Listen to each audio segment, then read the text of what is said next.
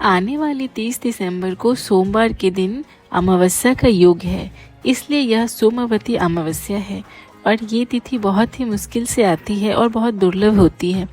तो आइए जानते हैं इस दिन हमें क्या करना चाहिए और क्या नहीं करना चाहिए। इस दिन किया गया पुण्य कर्म आपके जीवन में सुख समृद्धि को लाता है और दरिद्रता को दूर करती है। इस दिन जो भी पुण्य कर्म आप करते हैं वो अक्षय हो जाता है और कहा जाता है कि अमावस्या तिथि पितरों को समर्पित होता है। इस दिन आप सूर्योदय के बाद गीता जी के 7वें अध्याय का पाठ करना और सामने एक लोटे में जल, काला तिल, पुष्प, सफ़ेद चंदन, तुलसी का पत्ता डालकर रख लेना। और हाँ, लोटा पीतल या तांबे का होना चाहिए।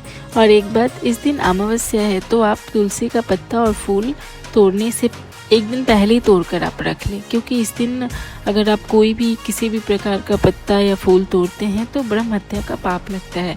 अमावस्या के दिन हमें नहीं तोड़ना चाहिए। इस अर्घ को आप सामने रखकर गीता जी के 7वें अध्याय का पाठ कर लेना और जल की ओर देखकर इस पाठ का जो पुण्य फल होता है आप अपने पितरों को समर्पित कर देना। ऐसा भाव से आप जल की ओर देखना और अपने मन में ऐसा भाव लाना। और इस जल को आप किसी भी पीपल पेड़ के नीचे दक्षिण दिशा की ओर मुख करके आप डाल देना। और डालने की जो विधि होती है, किस प्रकार हम डालेंगे, उसका जो एक फ़ोटो मैं स्क्रीन पे डाल रही हूँ, उस वैसे हाथ करके हाथ में जल डाल के आप उस पीपल पेड़ के नीचे जल डालना। और अगर पीपल का पेड़ ना मिले तो आप किसी भी पेड़ के नीचे डाल देना जहाँ पे पैर ना लगे। और इस दिन पीपल पेड़ का पूजा करने का भी बहुत महत्व है। इस दिन आप पीपल में जल डालना, पीपल पेड़ के आसपास, उनके जड़ों के आसपास आप कीड़े मकोड़े और छोटे कीट पतंगों के लिए आप आटा या फिर चीनी रख सकते हैं। और इस दिन पीपल परिक्रमा भी करना चाहिए, तो आप 7, 11 या फिर 108 पर परिक्रमा भी कर सकते हैं।